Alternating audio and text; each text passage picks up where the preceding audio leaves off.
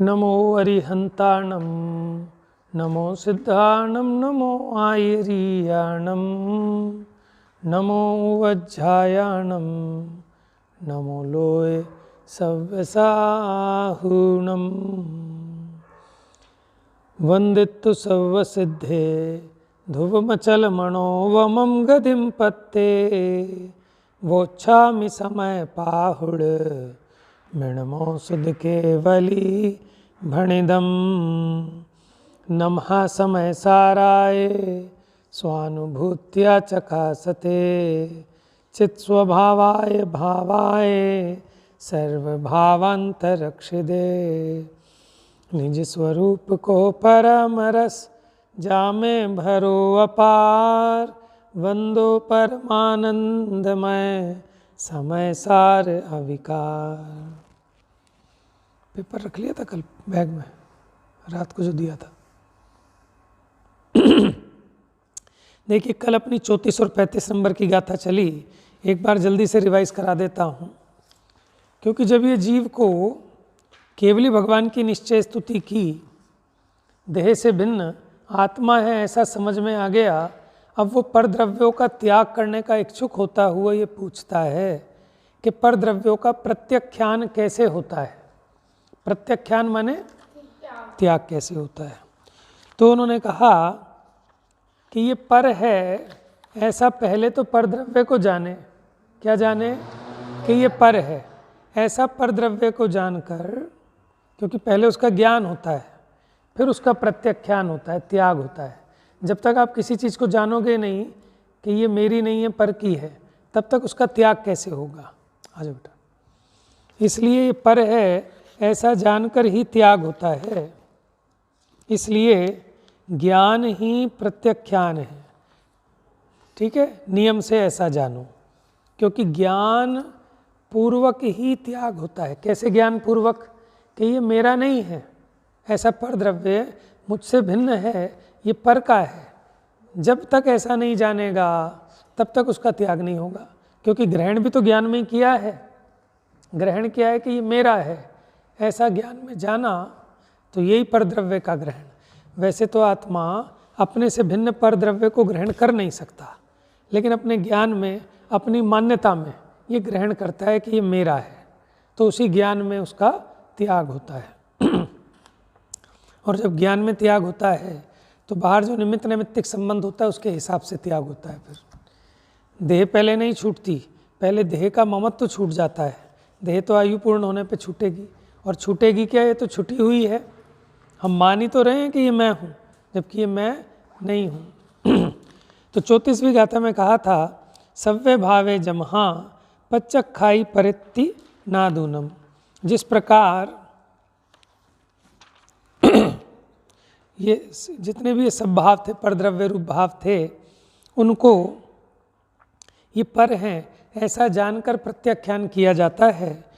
ठीक है, इसलिए पच्चक खाणम नाणम, इसलिए प्रत्याख्यान ज्ञान ही है, यानी ज्ञान में ही प्रत्याख्यान होता है, ज्ञान ही प्रत्याख्यान है। फिर आगे कहते हैं, उदाहरण दिया, जह नाम को विपुरुषो, यथा नाम कोई पुरुष पर दव्यमिणम तिजाणिदुम चयदि। क्या? कि ये परद्रव्य है ऐसा जानकर उसको छोड़ता है। कैसे छोड़ता है? कि पर का है ऐसा जानकर उसको छोड़ता है। लौकिक में भी उसी प्रकार जितने भी ये परभाव हैं उनको जानकर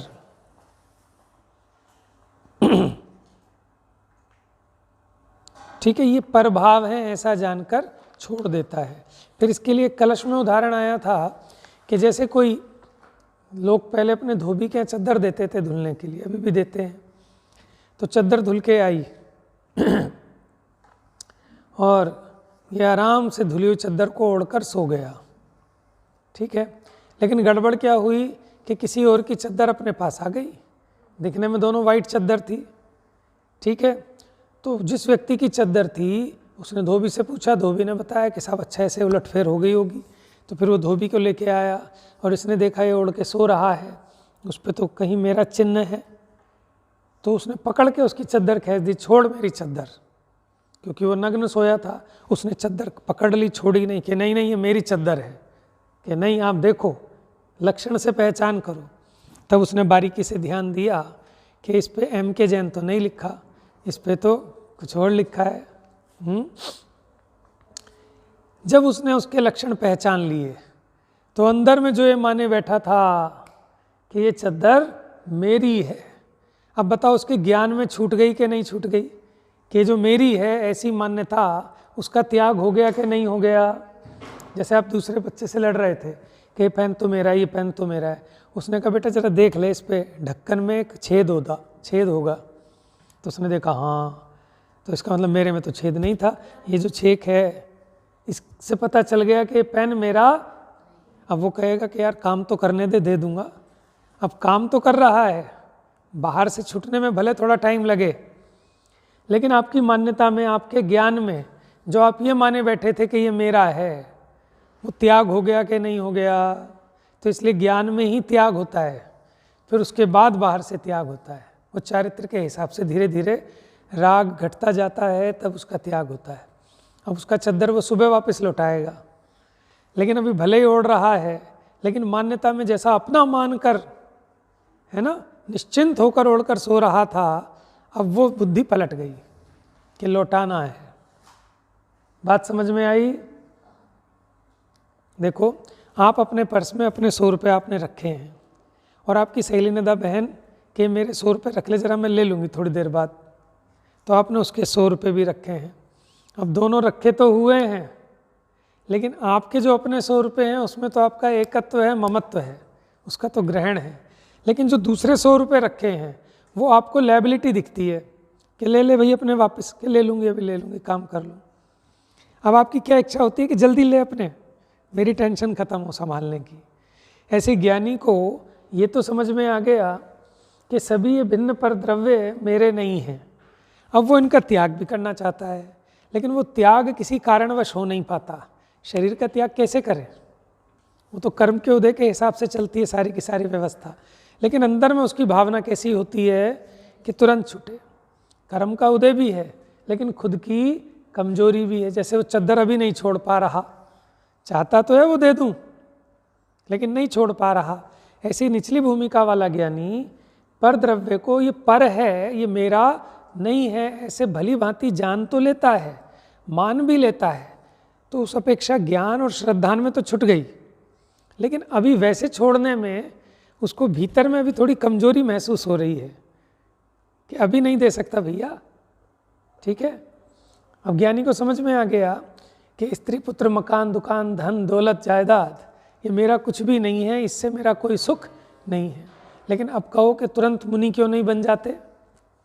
चौथा गुण स्थान हो गया, मुनि बन जाओ। क्योंकि अभी अपनी कमजोरी शेष है।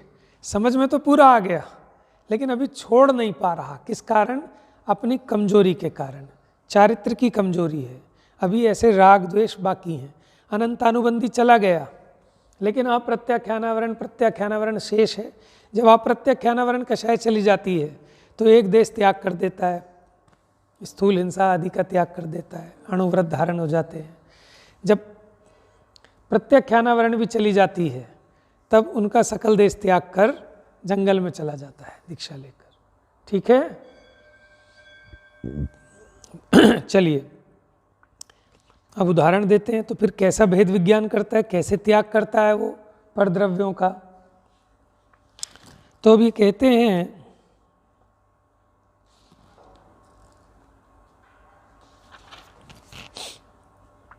तो इस प्रकार भेद ज्ञान की मुख्यता से बात हो रही है कि भेद ज्ञान हुआ। भेद तो था, लेकिन भेद का ज्ञान नहीं था। शरीर और आत्मा में भेद है कि नहीं है? भिन्न भिन्न है ना, लेकिन उस भिन्नता का ज्ञान नहीं है। और जब भिन्नता का ज्ञान हुआ तो जहाँ रखा था वहीं है।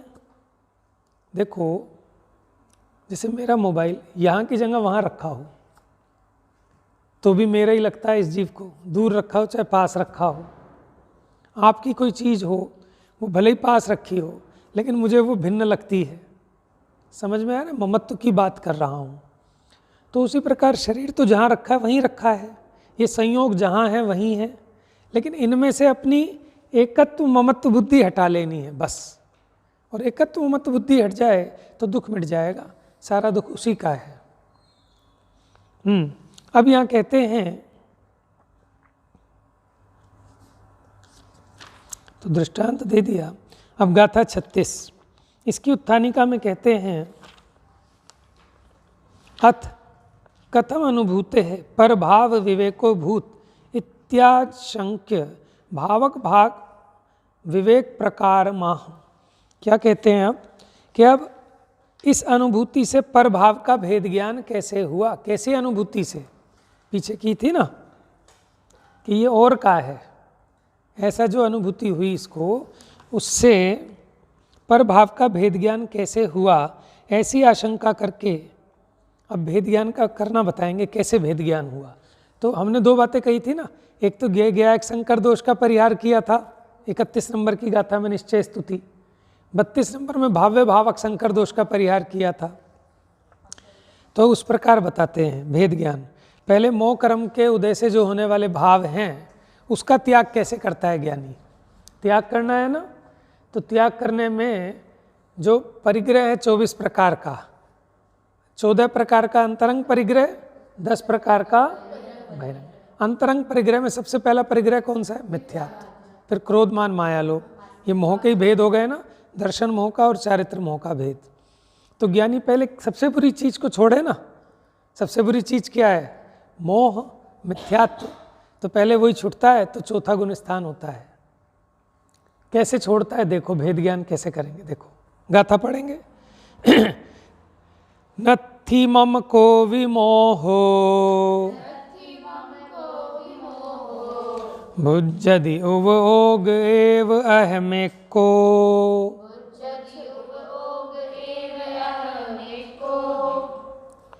तम मोहनिम ममत्तम समयस्य वियाणया बेन्ति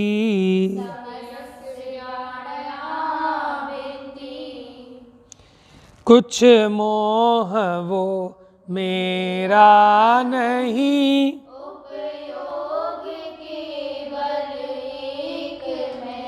इस ज्ञान को ज्ञायक समय के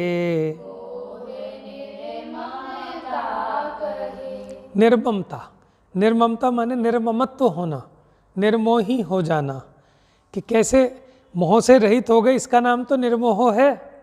ममत्व से रहित हो जाना, इसका नाम निर्ममत्व है। अब ये बताओ, निर्ममत्व में निर उपसर्ग है कि प्रत्यय है? जिससे पूछूंगा वो बताएगा। निर्ममत्व में निर उपसर्ग है कि प्रत्यय है? बताओ भाई, क्यों? तो सर पे लगा ना, सर पे जो लगा वो क्या है? अच्छा, और पूंछ पे जो लगता है? हाँ, ऐसा थोड़ी होता है। उसने कुछ कहा, मैंने गलत कह दिया तो आप दूसरा बता रहे हो, उसका सही है अनिमेषा का। उपसर्ग है ये, उपसर्ग हो गया उस पर, ममत्व पर उपसर्ग हो गया तो निर बन गया उसका, निर ममत्व। समझ गए? शुरू में जुड़े, इसको प्रीफिक्स और सफिक्स भी कहते हैं ना, कि उपसर्ग को प्रीफिक्स, प्रत्यय को सफिक्स। तो निर्ममत्व, ममत्व से रहित हो गया यानी निर्मोह हो गया। निर्मोह मतलब मोह का त्याग हो गया। तो कैसे हुआ मोह का त्याग? क्या सोचा? नत्थि मम को विमोह। नत्थि माने नहीं है, मम माने मेरा, मोह ये को भी कुछ भी, ये मोह मेरा कुछ भी नहीं है, माने मेरा कुछ नहीं है, मेरा नहीं लगता। बुज्जति माने जो जानता है, बुज्जति माने बुध्यते, जो ऐसा जानता है। उपयोग एव अहम एक को, देखो उधर भी देखो साथ साथ, के उपयोग एव ही अहम मैं एक हूँ। मैं कैसा हूँ? अपने चिन्ह से पहचाना ना।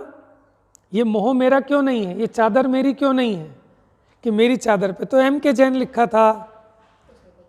अब मोह को देखा हमने, ये मोह जो है ये चेतना रूप नहीं है, ये मोह जानता नहीं है, मोह सुख रूप नहीं है। और मैं कैसा हूँ? मैं उपयोग रूप हूँ, सुख रूप हूँ, जानन जानन रूप हूँ। तो इस चिन्ह से जब पहचाना कि जब मैं उपयोग रूप हूँ और ये मोह में उपयोगपना नहीं है, इसलिए मोह मेरा कुछ भी, समझ में, ज्ञान में ही प्रत्याख्यान हुआ ना, और ज्ञान को देखकर प्रत्याख्यान हुआ कि ज्ञान से भिन्न जो अन्य प्रभाव हैं वो मेरे नहीं हैं। और जब ये पता चलता है कि मेरा नहीं है तो उसके प्रति अपना जो एकत्व ममत्व है वो छूट जाता है, ज्ञान में ही प्रत्याख्यान हो जाता है। नत्थि मम को भी मोह हो, नहीं है मम मन मेरा, को भी मने कुछ भी, मोह बुद्धि बुध्यते, ऐसा जानते हैं जो ज्ञानी। ओग एव अहमेक को, और क्या है, उपयोग केवल मैं एक हूँ। देखो आप दो चीज़ें एक जैसी दिखती हों किसी को, आप कब कह सकते हो कि ये मेरी नहीं है? आपने पूछा कि ये पेंसिल आपकी तो नहीं है, तो मैं तुरंत अपनी पेंसिल ढूंढूंगा, और अगर मुझे मेरी पेंसिल दिख गई तो मैं कहूँगा नहीं भाई ये तो मेरी नहीं है, मेरी तो ये रही। तो ऐसे अपनेपन की पहचान हुए बिना पराये की पहचान नहीं होती। तो जब ये देखा कि मैं तो उपयोग रूप हूँ, तो इसका मतलब ये मोह मेरा कुछ भी नहीं है, क्योंकि इसमें उपयोगपना नहीं है। इस प्रकार ज्ञान में ज्ञानी मोह के प्रति निर्ममत्व हो जाते हैं, मोह का त्याग हो जाता है, क्योंकि मोह कर्म के उदय से हुआ विभाव है। क्या है? मोह कर्म के उदय के निमित्त से हुआ विभाव है, विकार है, वो मेरा स्वभाव नहीं है। मेरा स्वभाव तो चेतना रूप है, इसलिए वो मेरा नहीं है। ये भेद ज्ञान कर रहा है ज्ञानी। तम मोहण्यम ममत्तम, समयस, समय माने सिद्धांत, समय माने शास्त्र भी होता है, समय माने मत भी होता है, समय माने सिद्धांत भी होता है, समय माने युद्ध भी बताया था ना, संग्राम। समय माने समय अनिमेशा वाला भी होता है, टाइम है। हाँ, समय माने आत्मा भी होता है, समय माने पदार्थ भी होता है, समय माने टाइम, टाइम याद रखा करो आप, आपकी चीज़ भी मैं याद रखूँ, मेरा भी मैं याद रखूँ, आप अपना तो याद रखो। समय माने यहाँ पदार्थ है अथवा आत्मा है। तो जो समय यानी सिद्धांत के क्या है, वियाणया, वियाणया माने विज्ञायक माने जानकार, बेनती माने कहते हैं, क्या कहते हैं, तम माने उसको, मोह निर्ममत्तम, वो मोह से निर्ममत्वपना है, उसे मोह निर्ममता कहे। किसको? इस ज्ञान को। कैसे ज्ञान को? कैसे ज्ञान को? कि मैं तो उपयोग रूप केवल एक हूँ, ये जो मोह भाव है ये मेरा भाव, मेरा स्वभाव नहीं है। ऐसे ज्ञान में जो भेद ज्ञान किया, इसी से मोह का प्रत्याख्यान हुआ। एग्जाम्पल बताया देकर, तो भाव्य भावक बताया था, मोह कर्म का उदय भावक है, और उस कर्म के उदय से मोह रूप परिणमित आत्मा भाव्य है। तो यहाँ भाव्य भावक पने का अभाव हुआ। जब वो मोह कर्म का उदय ही मेरा नहीं है, तो उस मोह कर्म के उदय में जो होने वाला भाव है वो मेरे उपयोग भाव से विपरीत है, अशुचि है, दुख रूप है, इसलिए वो मेरा नहीं है, मेरा स्वभाव नहीं है। ऐसे मोह के प्रति निर्ममत्व हुआ, मोह का त्याग हो गया ज्ञानी को ज्ञान में। अब आगे बताते हैं।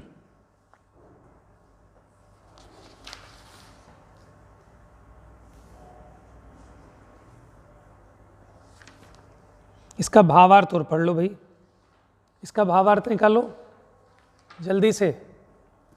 ये मोह कर्म जड़ पुद्गल द्रव्य है, उसका उदय कलुष मलिन भाव रूप है। वह भाव भी मोह कर्म का भाव होने से पुद्गल का ही विकार है। यह भाव का भाव जब चैतन्य के उपयोग के अनुभव में आता है, क्या कि मोह कर्म के उदय होने पर जो मोह भाव होता है वो अपने उपयोग में जानने में आता है, तो उपयोग भी विकारी होकर रागादि रूप मलिन दिखाई देता है। जब उसका भेद ज्ञान हो कि चैतन्य की शक्ति की व्यक्ति तो ज्ञान दर्शन उपयोग मात्र है, और ये कलुषता, जैसे आपको गुस्सा आता है, किस पे करते हो गुस्सा फिर? ठीक है, जब गुस्सा आता है, सबको आता है गुस्सा, दिखाई देता है आपको गुस्सा? कैसे? आंखों से? फिर कैसे दिखाई देता है?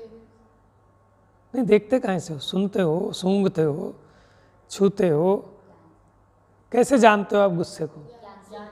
दूसरे के गुस्से को तो चलो आप आंखों से देखकर जान लोगे, इसका मुंह लाल हो गया, दांत किचकिचा रहा है, फुंकार मार रहा है, मुंह फूल गया, उसको तो आप अपने नेत्र इंद्रिय से जान लोगे।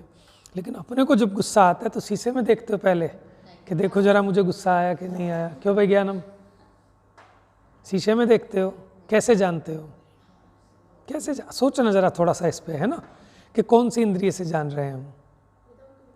विदाउट इंद्रिय कैसे जान रहे हो? ज्ञान से। लेकिन छद्मस्त का ज्ञान की प्रवृत्ति इंद्रिय और मन के बिना नहीं होती, तो मन से, इसमें मन का कार्य चलेगा, है? नहीं, ज्ञान में तो पता चलेगा, लेकिन अभी अपने ज्ञान का जो प्रवर्तन होता है या तो इंद्रियों के माध्यम से होता है या मन के माध्यम से होता है। छद्मस्त का ज्ञान इंद्रिय और मन के अधीन हो रहा है ना, ये तो पराधीन प्रवृत्ति है। अपना मति श्रुति ज्ञान परोक्ष है, प्रत्यक्ष तो नहीं है, लेकिन फिर भी देखो स्वानुभव तो हो रहा है ना, इस चीज़ का अनुभव जिसको हम कहते हैं, इसमें मन निमित्त होता है। ठीक है, इंद्रियों से तो ऐसा ज्ञान हो ही नहीं सकता आपको अपना, आपको गुस्सा आ रहा है या आपकी ईगो बढ़ रही है, स्लो हो रही है, हर्ट हो रही है, ये कैसे अनुभव में आता है कि आपकी बेइज्जती हो गई? मन से ना जानते हो आप उसको। तो जैसा आपको फील हो रहा है, तो ऐसे अब आप यहाँ जैसे क्रोध को फील करते हो, अब ज्ञान को भी तो फील करके देखो। जिस समय गुस्सा आ रहा है उस समय ज्ञान भी हो रहा है कि नहीं हो रहा है? उस ज्ञान को ऐसे फील किया कभी? क्रोध को तो मानते हैं कि मैं क्रोधी हूँ, लेकिन कभी ऐसा माना कि मैं ज्ञानी हूँ? तो उसको फील करना चालू करो, उसको जानो, उसको उर्दू करो, तो उसमें दोनों काम एक साथ हो रहे हैं। वहाँ उपयोग भी है और क्रोध भी है। लेकिन आप ये बताओ कि आप किसको अपना मानते हो? क्रोध को मानते हैं हम तो, कि चुप बैठ जा, मुझे बहुत गुस्सा आ रहा है। कभी ये कहते हो मैं तो जान रहा हूँ, मैं तो ज्ञानमय हूँ, ऐसा लगता है कभी? लेकिन क्रोध के काल में भी क्रोध को जान रहा हूँ। ज्ञान को मुख्य करे तो क्रोध शांत हो जाए। अरे भैया तू तो जानने वाला है, ज्ञान का क्या बिगड़ना है? और ये आत्मा में उत्पन्न हुई कलुषता है क्रोध, और ये मिटाने लायक है, इसलिए मेरा स्वभाव भाव नहीं है, इसका त्याग कर देना चाहिए। तो ज्ञान में जब ये समझ में आएगा कि ये पर है, तभी इसका त्याग होगा। जब तक आपको ये लगता रहेगा कि मेरा है, ये मैं हूँ, तब तक उसका त्याग नहीं हो सकता। ये मोह कर्म का त्याग कैसे हो, उदाहरण दिया। अगली गाथा में फिर ज्ञेय ज्ञायक संबंधी भेद ज्ञान करा रहे हैं। देखना, समझना, मोह कर्म के उदय में जो अपने को मोह राग द्वेष भाव होते हैं, वो तो हैं भाव्य भावक वाले, वो उस रूप परिणमित होता है आत्मा, उससे भेद ज्ञान कराया। दूसरा करा रहे हैं ज्ञेय ज्ञायक। अब अपने से भिन्न जो बाकी द्रव्य हैं, भले ही वो जीव हो, पुद्गल हो, धर्म अधर्म आकाश काल, वो ज्ञान के ज्ञेय हैं, उनसे मेरा भाव्य भावकपना नहीं है। भाव्य भावक तो अपने में जो रागादि विकार रूप हुआ, इसके साथ मोह के साथ भाव्य भावकपना था, लेकिन बाकी जितने अन्य द्रव्य हैं उनके साथ मेरा ज्ञेय ज्ञायकपना है। तो उसका भी कैसे भेद ज्ञान करता है ज्ञानी, देखो जरा। गाथा नंबर 37। नत्थि मम धम्म आदि। अच्छा, मैं वो पढ़ रहा था, चलो छोड़ो, हो गया वो, आगे बढ़ो। नत्थि मम धम्म आदि। नत्थि माने नहीं है, मम माने धम्म, आदि माने धर्म आदि। धर्मा धर्माकाश पुद्गला जीवाणाम है, क्या है वो? धर्मा धर्माकाश पुद्गला पुद्गला नाम। सूत्र तो ये है ना, धर्मा धर्माकाश पुद्गला नाम। धर्म अधर्म आकाश काल, तत्वार्थ सूत्र का सूत्र है भैया, 5वें अध्याय का शायद।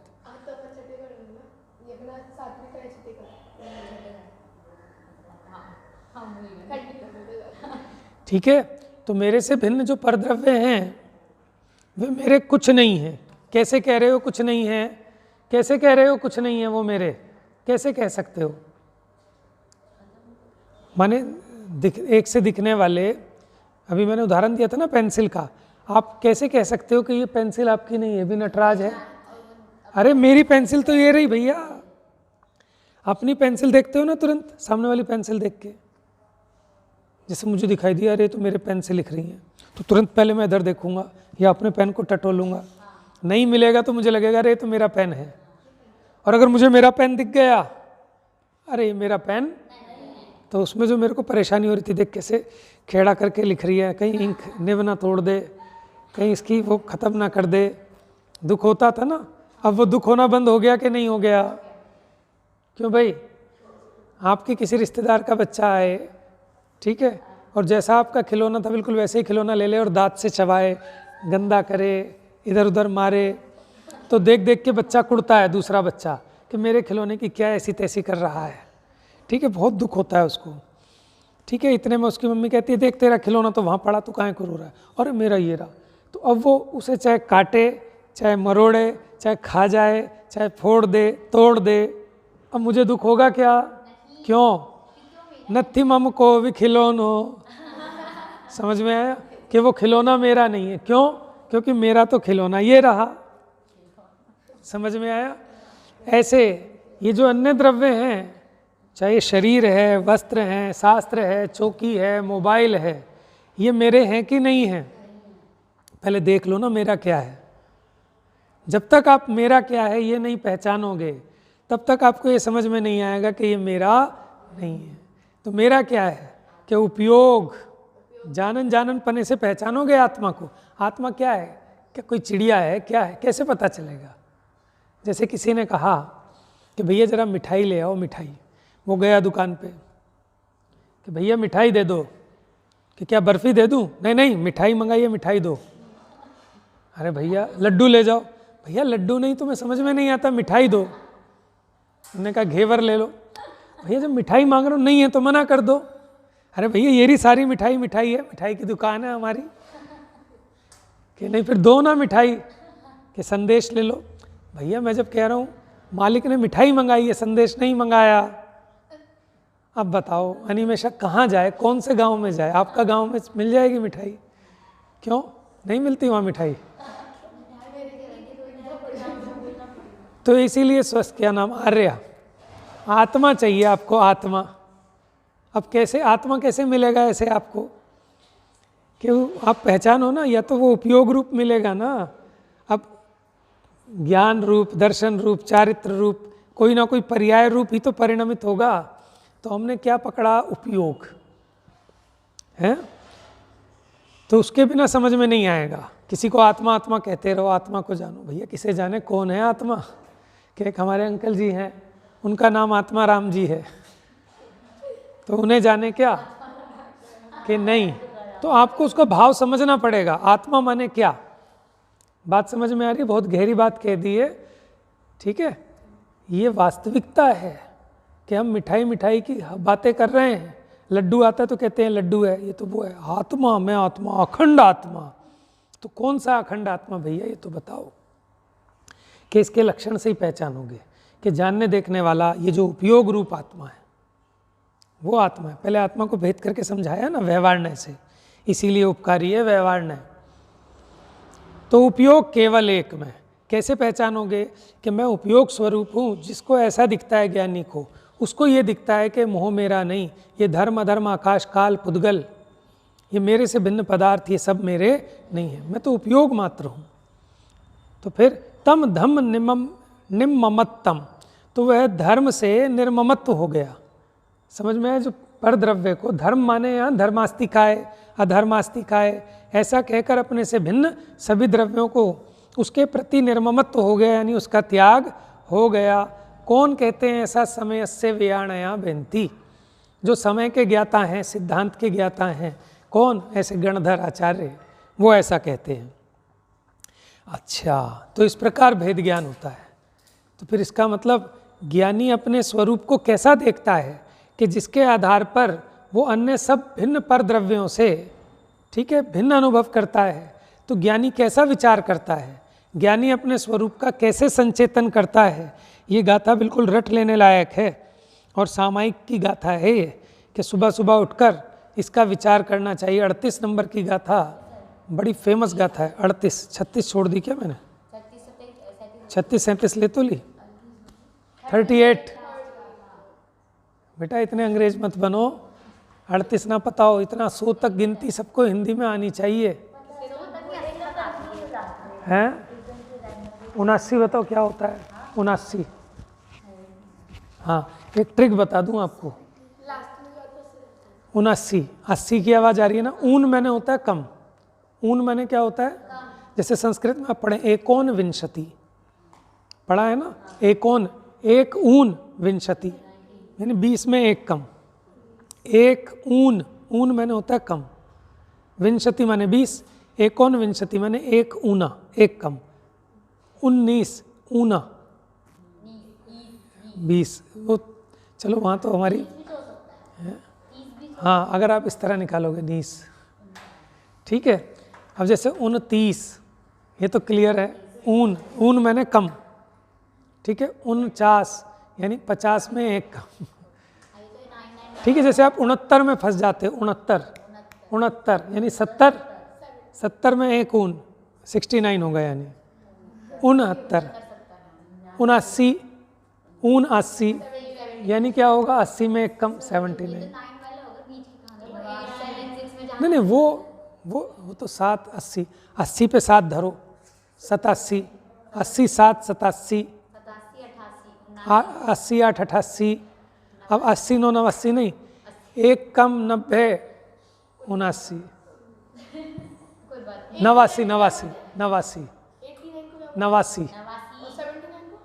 79। अब देखो उसमें 90 बन नहीं रहा था, होना क्या चाहिए था, आपके हिसाब से बनना चाहिए था 89, लेकिन वहाँ क्या बनाया, वहाँ उन्होंने बनाया 80 9 89, 80 जमा 9, इसलिए 9 बोल रहे हैं ना, 9 80 89।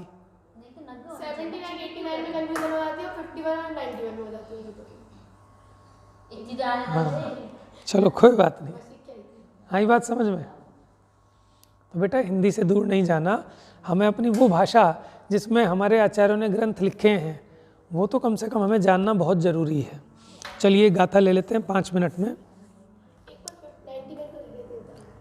91 और 51 52, ठीक है। 91 92 90 90 1 90 1 वहाँ 1 51 52 53 पन हो गया। ये तो बनाई गई है ना, कोई जो प्रचलन में चल गई, कोई कुछ और बना सकता था इसको, लेकिन जिसने भी चलन में लाए तो बड़ा दिमाग लगाकर सब चीज़ों का निर्माण किया। कई जगह नहीं बैठती सेटिंग, तो वो चलन में जैसे आ गई वैसे आ गई।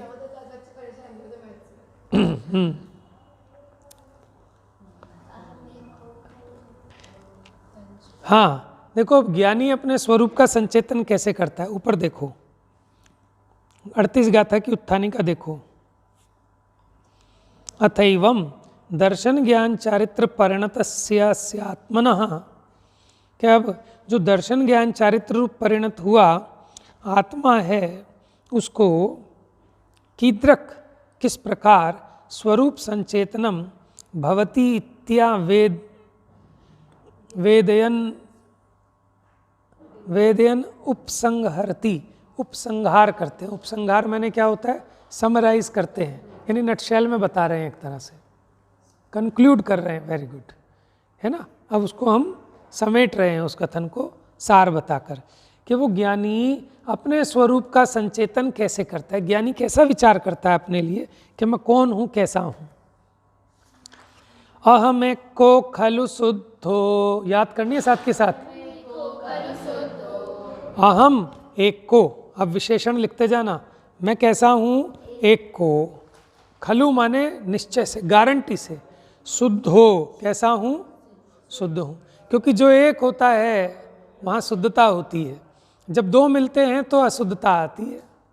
दूध में पानी मिला दो तो दूध अशुद्ध हो गया, अकेले अकेले सब शुद्ध हैं। बात समझ में आ रही है। अहम एक को, मैं एक हूँ, ठीक है। खलु शुद्ध हो, नियम से शुद्ध हूँ, ऐसा कौन विचार कर रहा है? हम भी तो कर लें, हम भी बन जाएंगे ज्ञानी। अज्ञानी चलो थे हैं, लेकिन अब रहना तो नहीं है ना। अब समय सार पढ़ के भी ज्ञानी नहीं होंगे तो कैसे होंगे बताओ। हाँ जी, अहमे को खलु शुद्धो, इस पे नंबर डालते जाओ बस, एक को नंबर 1, शुद्धो नंबर 2, ऐसे है ना। या लिखते जाओ, एक शुद्ध, याद हो गई इतनी, सुनाओ जरा। अब आगे देखो, धन सण नाण मईयो सदा रूवी, दर्शन ज्ञान मैं हूं, तीसरा विशेषण हो गया। कैसा हूं मैं? शुद्ध तो हूं, लेकिन कैसा हूं? दर्शन ज्ञानमयी, दर्शन ज्ञानमयी। और कैसा हूं? सदा अरूवी, आरूपी हूं, आरूपी, ये चौथा विशेषण हो गया। आ रहा है समझ में? अब ये याद करके सुनाओ, धन सण नाण मईयो सदा रूवी। अब सुनाओ पूरी लाइन, अहमे को खलु शुद्धो, धन सण नाण मईयो सदा रूवी। ठीक है, नवि अथ मज्ज किंचवी,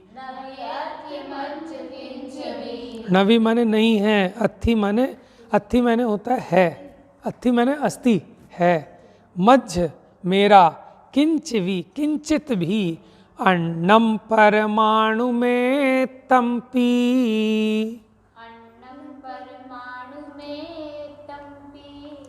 क्या कहा? नवि अथि नहीं है, मज्ज माने मेरा, किंच भी माने किंचित भी, तनिक भी, क्या?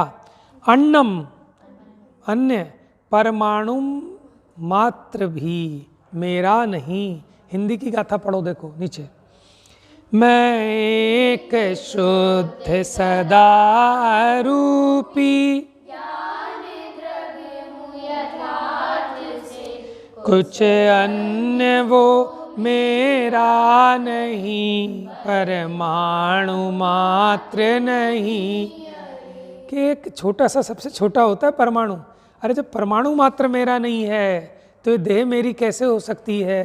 ये पुत्र, स्त्री, मकान, दुकान, पैसा, ये सब मेरा नहीं है। क्यों? मैं तो एक हूँ, ये सब मिला के मैं कैसे हो सकता हूँ? अज्ञानी कैसे सोचता है कि हम चार सुबह उठते हैं, नाश्ता करते हैं, ठीक है, मौज करते हैं, तो चार हैं कि मैं एक हूँ। अब उस एक में भी शरीर को मिलाकर मानता है, एक कर्म को मिलाकर मानता है कि ऐसा नहीं, मैं एक हूँ। एक कौन? उपयोग रूप। कैसा? अच्छा, जो एक है वो शुद्ध होता है। अशुद्धता परद्रव्य के संयोग से आती है। अगर परद्रव्य का संयोग ना हो तो अशुद्धता नहीं आती। प्रत्येक चीज, कीचड़ मैली है, क्यों? मिट्टी अकेली शुद्ध, पानी अकेला शुद्ध। पानी में मिट्टी मिल गई, क्या हो गया? कीचड़ बन गई, नहीं बन गई? तो पहला विशेषण मैं एक हूँ। और कैसा हूँ? शुद्ध हूँ। शुद्ध का क्या अर्थ किया था? पर से भिन्न और अपने से अभिन्न। पर से जुदा एकत्व की उपलब्धि केवल सुलभ ना। तो पर से भिन्न हूँ, अपने से अभिन्न हूँ, ये हो गया एक, इसीलिए शुद्ध हूँ। ठीक है, इसीलिए शुद्ध हूँ क्योंकि एक हूँ। और कैसा हूँ? दर्शन ज्ञानमयी हूँ। और कैसा हूँ? सदा अरूपी हूँ, इसलिए नवियत्थ मज्ज किंचवी, नहीं है मेरा किंचित भी, अन्नम परमाणु में तंपी, परमाणु मात्र भी मेरा। अब गाथा पढ़ें एक बार, अहम एक को खलु शुद्धो, धन सण नाण मईयो सदा रूवी, नवियत्थ मज्ज किंचवी, अन्नम परमाणु में। ये गा के याद होगी, नहीं तो अटक जाओगे। नवियत्थ मज्ज किंचवी, अन्नम परमाणु में तंपी। मुझे इसकी टीका जरूर पढ़नी है, ठीक है, जल्दी से पढ़ूंगा। ये बड़ी इंपॉर्टेंट गाथा है भैया, इसका तो बार बार विचार करना। जो अनादि मोहरूप अज्ञान से, देखिए पुस्तक में टीका देखिए, जो अनादि मोहरूप अज्ञान से उन्मत्तता के कारण अत्यंत अप्रतिबुद्ध था। समझ गए? हमारी बात आ गई, समझ लो कि अत्यंत अज्ञानी थे अनादि से अज्ञान के कारण। और विरक्त गुरु से निरंतर समझाए जाने पर, विरक्त गुरु कौन है? यानी ज्ञानी गुरु, क्योंकि ज्ञानी ही विरक्त हो सकता है, अज्ञानी विरक्त नहीं होता। भले ही वो बाहर में सब कुछ छोड़ दे, लेकिन उसको लगता तो है कि देखो ये मेरी स्त्री थी मैंने छोड़ दी, देखो ये मेरा राज्य था मैंने छोड़ दिया। अरे फिर तो वो अज्ञानी हो गया कि मेरा था। अरे वो तब भी तेरा नहीं था, तू अज्ञानता से अपना मान रहा था। इसलिए कह रहे हैं विरक्त गुरु के द्वारा बारंबार समझाए जाने पर देशनालब्धि भी हो गई ना, माने विरक्त गुरु ने तो देशनालब्धि हो गई। जो किसी प्रकार से समझ कर, समझ गया, ध्यान से देखना इस टीका में, बड़ी इंपॉर्टेंट टीका है बेटा, बाद में लिखना पहले समझ लो। यहाँ देखो क्या लिखा है, जब देखते हैं ना तो स्पेशल भाव भाषित होता है कि कौन अज्ञानी की बात चल रही है, जो अनादि से अज्ञानी था। अब ज्ञानी विरक्त गुरु के द्वारा निरंतर समझाए जाने पर, माने बारंबार समझाते हैं तुझको, जो किसी प्रकार से समझकर सावधान होकर, जैसे कोई पुरुष मुट्ठी में रखे हुए सोने को भूल गया हो और फिर स्मरण करके उस सोने को देखे, जैसे हाथ में सोना था लेकिन भूल गया था, अब स्मरण करके फिर देखे तो उसको क्या लगता है कि अरे मुझे मिल गया मिल गया मिल गया, मिल क्या गया, मिला ही हुआ था लेकिन तू भूल गया था। तो इस न्याय से बेटा किताब में देखो, उंगली रखो, अपने परमेश्वर आत्मा को भूल गया था। भूल क्या गया था, भूला ही था अनादि से। उसे जानकर, उसका श्रद्धान कर और उसका आचरण करके जो सम्यक प्रकार से एक आत्माराम हुआ। क्या हुआ? सम्यक प्रकार से। आत्मा तो था लेकिन उसका ज्ञान नहीं था, श्रद्धान नहीं था, आचरण नहीं था। तो अब सम्यक प्रकार से आत्माराम हुआ, यानी उसको सम्यक दर्शन, सम्यक ज्ञान, सम्यक चारित्र हुआ। वह मैं ऐसा अनुभव करता हूँ, यानी आचार्य देव कह रहे हैं कि ऐसा मैं अब कैसा अनुभव करता हूँ कि मैं चैतन्य मात्र ज्योति रूप आत्मा हूँ। मेरा कार्य चेतना है, ठीक है। कुछ पर द्रव्य को करना या भोगना, अभी नाश्ता करोगे जाके कि चेतोगे? नाश्ता करोगे कि चेतोगे? देखो देखना चाहिए, रियलिटी है। आप जब खा रहे हैं आप सोचो कि आप एक्चुअल में कर क्या रहे हो। और अभी आप एक्सरे कराओ, यहीं कहीं मिल जाएगा आपके फूड पाइप में और पेट में, तो आप में गया कहाँ। और मैं तो अरूपी हूँ ना, तो पोहे का एक भी दाना मेरे आत्मा में प्रवेश करता है क्या? कहने की बात नहीं है, दिखना चाहिए। भोजन से पहले हम लोग सप्लाई बोलते हैं, मैं खाता नहीं, मैं खाता, लेकिन खाते नहीं। कोई बात नहीं, बोलोगे ना तो कभी तो ये जीव का उपयोग जाएगा, कभी तो शर्म आएगी इसको। तकादा करते रहना चाहिए। किसी से पैसे लेने हैं तो उसको टोकते रहते हैं, भैया मेरे पैसे, भैया मेरे पैसे। तकादा ही करना बंद कर दोगे तो फिर आएंगे कहाँ से? तो ऐसे तकादा करता रहना चाहिए कि मैं खाता नहीं, ज्ञाता हूँ। प्रदीप झांझरी जी ने बताया था ना, कितनी सुंदर बात है कि मैं अनाहारी तत्व हूँ। मेरा सुख इस भोजन में से कैसे निकल सकता है? अगर इस भोजन में सुख होता तो पहले थाली और कटोरी सुखी होनी चाहिए थी। समझ में आया? और फिर अगर भोजन में सुख है तो खाते जाओ खाते जाओ, सुख आएगा कि दुख आएगा? समझ में आया? तो अपनी मान्यता से ही सुख, अपनी मान्यता से ही दुख। अनाहारी मुनिराज तो फिर दुखी हो जाएंगे। जिन्हें 6 महीने से भोजन नहीं किया तो दुखी मानना पड़ेगा। सिद्ध कभी भोजन नहीं करते, दुखी हैं क्या? हाँ। तो जैसे अपने हाथ में रखा हुआ सोने को भूल गया था है? और किसी स्वयं स्मरण करके उसको देखे, इसी प्रकार जो अपने एक आत्मा को भूल रहा था, अब उसका श्रद्धान ज्ञान आचरण होने पर सम्यक प्रकार से आत्माराम हुआ। ऐसा ज्ञानी यानी मैं कैसा अनुभव करता हूँ कि मैं चैतन्य मात्र ज्योति रूप आत्मा हूँ, कि मैं चैतन्य ज्योति रूप हूँ। मैं जानता ही हूँ, मैं किसी भी पर पदार्थ को करता भोगता नहीं हूँ, कि जो मेरे ही अनुभव से प्रत्यक्ष ज्ञात होता है। अभी आपको ज्ञात कराया था ना, क्रोध को आप जान रहे हो, भोजन को आपने चखा, आपको समझ में आया कि नमकीन है, मीठा है, कैसा है, जान रहे हो ना अपने अनुभव से। चिन्मात्र आकार के कारण मैं समस्त क्रम रूप तथा अक्रम रूप प्रवर्तमान व्यवहारिक भावों से भेद रूप नहीं होता, इसलिए मैं एक हूँ। देखो क्रम रूप और अक्रम रूप भाव क्या है कि जैसे गुण स्थान है, ये क्रम रूप है, एक के बाद एक होते हैं। लेकिन जो मार्गणाएँ हैं वो अक्रम रूप हैं, उनसे मैं भेद रूप नहीं होता। जैसे आगे खुलासा किया, नर नारक आदि जीव के विशेष क्या, कि मैं मनुष्य हूँ, मैं त्रियंश हूँ, ये तो एक के बाद एक होते हैं ना, ये विशेष। अजीव, पुण्य, पाप, आश्रफ, संवरण, निर्जरा, बंध और मोक्ष स्वरूप जो व्यवहारिक नव तत्व हैं, उनसे टंकोत्कीर्ण एक ज्ञायक स्वभाव रूप भाव के द्वारा अत्यंत भिन्न हूँ, इसलिए मैं शुद्ध हूँ। देखो, मेरे को मनुष्य, नर, नारक आदि पर्याय होती हैं, लेकिन ये पर्याय होने पर भी, माने इस रूप प्रवर्तित होने पर भी आत्मा कोई ऐसे भेद रूप नहीं हो जाता कि आत्मा मनुष्य रूप हो गया, त्रियंच रूप हो गया। ऐसे आत्मा तो चैतन्य ज्योति रूप ही रहता है, भले ही वो मनुष्य के पर्याय में जाए, देव की पर्याय में जाए। ऐसी जो व्यवहारिक नव तत्व हैं, आश्रव, बंध, संवरण, निर्जरा, मोक्ष आदि, इन रूप होता हुआ भी आत्मा कोई खंड खंड नहीं हो जाता। आश्रव रूप होने पे आश्रव रूप हो गया तो आश्रव के नष्ट होने पे आत्मा नष्ट हो जाना चाहिए, लेकिन आश्रव मिट जाता है, आत्मा नहीं मिटता। यानी रागादि विकारी भाव होने पर भी मैं अपने चैतन्य स्वरूप को नहीं छोड़ता।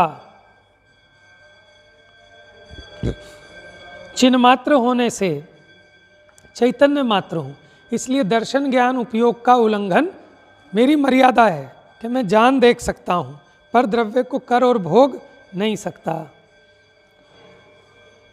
स्पर्श, रस, गंध, वर्ण जिसका निमित्त है, ऐसे संवेदन रूप परिणमित होने पर भी, देखो स्पर्श, रस, गंध, वर्ण जिसका निमित्त है, ऐसे संवेदन जानन रूप परिणमित होने पर भी स्पर्श, रस, गंध, वर्ण रूप परिणमित नहीं होता, उनके संवेदन रूप तो परिणमित होता हूँ। जैसे आपने मिर्ची खाई तो मिर्ची का जो तीखा स्वाद है उसके ज्ञान रूप तो परिणमित होते हैं, लेकिन आप उसके तीखे रूप परिणमित नहीं होते। आप कड़वे के ज्ञान रूप तो परिणमित होते हैं, लेकिन आप कड़वे रूप परिणमित नहीं होते, क्योंकि वो स्पर्श, रस, गंध, वर्ण वो तो पुद्गल के गुण हैं, रूपी के गुण हैं, और मैं अरूपी हूँ। इसलिए परमार्थ से मैं सदा ही अरूपी हूँ। आप मेहनत करेंगे ना तो एक एक बोल का क्या कारण है कि मैं अरूपी क्यों हूँ, वो बताया, मैं एक क्यों हूँ, मैं शुद्ध क्यों हूँ। इस प्रकार सबसे भिन्न ऐसे स्वरूप का अनुभव करता हुआ मैं प्रतापवंत हूँ। ऐसे मुझे यद्यपि बाह्य अनेक प्रकार की स्वरूप संपदा के द्वारा समस्त पर द्रव्य स्फुरायमान है, माने एक क्षेत्रावगाही संबंध है सभी द्रव्यों से, फिर भी कोई भी पर द्रव्य परमाणु मात्र भी मुझे मुझरूप भासित नहीं होते, दिखाई नहीं देते। किसको? ज्ञानी को। अज्ञानी तो उनको मान रहा है कि यही मैं हूँ, शरीर को, संयोगों को। ज्ञानी की बात चल रही है। ज्ञानी ऐसा विचार करता है कि पर द्रव्य परमाणु मात्र भी मुझे मुझ रूप नहीं भासते, कि जो मुझे भावक रूप तथा ज्ञेय रूप से मेरे साथ एक होकर पुनः मोह उत्पन्न करें। भावक क्या कहा था कि मोह कर्म का उदय, भावक क्योंकि ये जीव स्वरूप परिणमित होता था, ठीक है, और वो मेरे ज्ञेय, तो मेरे ज्ञेय मानकर कि मैं उनका ज्ञाता हूँ, हैं, ऐसे मेरे साथ एक होकर भिन्न रहते हैं, मेरे स्वरूप से एकम एक नहीं होते, जो कि मुझे मोह उत्पन्न करें। मोह उत्पन्न होता था ज्ञान से, अब ये ज्ञानी हो गया तो इसको मोह उत्पन्न नहीं होता, क्योंकि निजरस से ही मोह को मूल से उखाड़ कर पुनः अंकुरित ना हो, वो मोह दोबारा पैदा ना हो, इस प्रकार नाश करके महान ज्ञान प्रकाश मुझे प्रकट हुआ। भावार्थ, आत्मा अनादिकाल से मोह के उदय से अज्ञानी था, श्री गुरु के उपदेश से और काल लब्धि से ज्ञानी हुआ, अपने स्वरूप को परमार्थ से जाना कि मैं एक हूँ, शुद्ध हूँ, अरूपी हूँ, दर्शन ज्ञान मैं हूँ। ऐसा जानने से मोह का क्षय हो गया, एक तरह से समूल नाश हो गया कि दोबारा नहीं हो सकता। भावक भाव और ज्ञेय भाव से भेद ज्ञान हुआ। भावक भाव और ज्ञेय भाव क्या कहा था? मोह कर्म के उदय में जो विकारी भाव होता है, पर द्रव्यों को जानने रूप जो भाव होता है, वो उनसे भेद ज्ञान हुआ। अपनी स्वरूप संपदा अनुभव में आई तो फिर पुनः मोह कैसे उत्पन्न हो सकता है? नहीं हो सकता। तो ये 38वीं गाथा आत्मा के शुद्ध स्वरूप का विचार करने वाली गाथा है कि मेरा स्वरूप कैसा है। तो इस प्रकार पूर्व रंग अधिकार 38 गाथाओं में समाप्त हुआ और पूरे समय सार का सार इन 38 गाथाओं में समाहित है। और भी कॉम्पैक्ट करें तो पहली 12 गाथाओं में लगभग सारा विषय समाहित है। तो ये 38 गाथाएँ भी अगर आप ध्यान से पढ़ें, इसका बारंबार अभ्यास करें तो ये हमारे मोहनाश में निमित्त होंगी, ज्ञान के प्रकाश में निमित्त होंगी, हमें सुखी करने में कारण होंगी। तो भले ही आप ज़्यादा ना जान पाएँ, लेकिन इस 38 गाथाओं को अपनी अमूल्य पूंजी समझकर इसको संभाल के रखें, इसको रिवाइज करते रहें। ये 38 गाथाएँ भी अगर आप बार बार पढ़ेंगे, समझेंगे, तो आप समय सार के जो सार है, उसका जो प्रतिपाद्य है, उसको प्राप्त कर पाएंगे, जीवन में सुखी हो पाएंगे।